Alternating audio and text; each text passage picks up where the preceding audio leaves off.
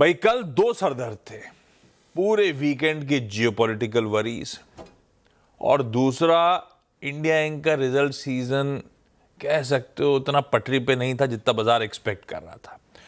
आज ये दोनों सरदर्द नहीं है, मतलब जियोपॉलिटिकल जो कुछ डेवलपमेंट से ऑलरेडी डाइजेस्टेड है, कोई बड़ा नतीजा कल आना नहीं था। देखते हैं सेशन कैसा प्रोग्रेस करता है आज। लेकिन आज कौन कौन से स्टॉक्स रडार पर रहेंगे आशीष से जान लेते हैं। आशीष, गुड मॉर्निंग। Good morning. और सबसे पहले हैवेल्स है, इसके नतीजों का असर यहाँ पर देखने को मिलेगा। और नतीजों में आप देखें तो टॉप लाइन बहुत ही स्ट्रांग देखने को मिली है, हालांकि मार्जिन के दम पर आपको थोड़ा सा डिसअपॉइंटमेंट देखने को मिलेगा, क्योंकि जो मार्केट एक्सपेक्ट कर रहा था उससे थोड़े से कम मार्जिन यहाँ पर देखने को मिले। हालांकि कंपेयर टू पिछले साल देखें तो 8.8% के जो एबिटा मार्जिन थे, इस बार 9.4% के कंपनी ने रिपोर्ट किए। वहीं बात करें रेवेन्यू की तो 5,354 करोड़ के आसपास ये बाजार का एस्टिमेट था। इसके मुकाबले 5,573 करोड़, यानी स्लाइटली बेटर देन एस्टिमेट्स यहाँ पर नंबर देखने को मिले। एबिटा की भी बात करें तो ऑलमोस्ट एज पर एस्टिमेट है। टॉप लाइन की बढ़िया ग्रोथ है। अब देखेंगे स्टॉक कैसे रिएक्ट करता है। LTI माइंट्री ब्रोकरेज हाउस को नतीजे पसंद आ रहे हैं। सभी बता रहे हैं कि जो रेवेन्यू ग्रोथ यहाँ पर देखने को मिली है बेस्ट इन क्लास है। कुछ सेगमेंट ऐसे हैं जहाँ पर ग्रोथ थोड़ी सी धीमी देखने को मिली है, लेकिन बाकी पैरामीटर्स पर आप देखें तो बिल्कुल अनुमान के मुताबिक यहाँ पर नतीजे हैं, क्योंकि एबिट आप देखें तो 1719 करोड़ का ये एस्टिमेट लगाया था बाजार ने, 1737 करोड़ का आंकड़ा देखने को मिला है। मार्जिन 16% के एक्सपेक्ट किए थे और 16.1% के कंपनी ने रिपोर्ट किए हैं। ओवरऑल रियलिटी, हालांकि रियल एस्टेट कंपनी नंबर से ज़्यादा प्री सेल्स और गाइडेंस पर ये स्टॉक्स चलते हैं, लेकिन एक बार के लिए नंबर्स आपको बता देता हूँ। जो पिछले साल 61% के मार्जिन थे, इस बार घटकर 57% देखने को मिले।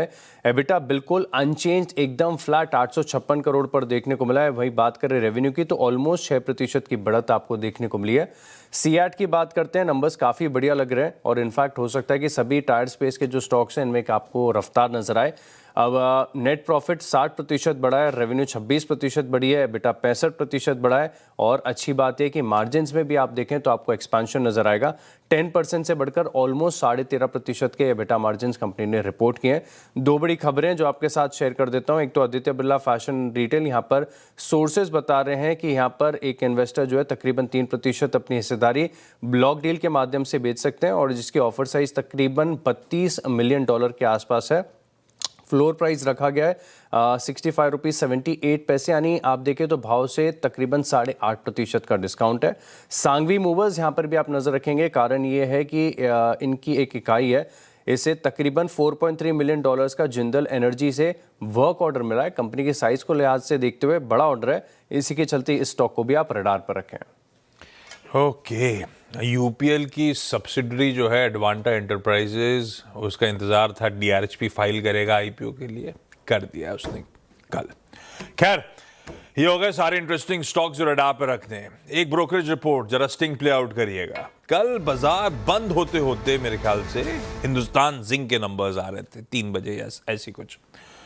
उसी नंबर्स पे अपडेट आता हुआ HSBC की तरफ से, तो उसे मेंशन कर देता हूं क्योंकि सबके जहन में ये आउट परफॉर्मर स्टॉक है और कितना चलेगा।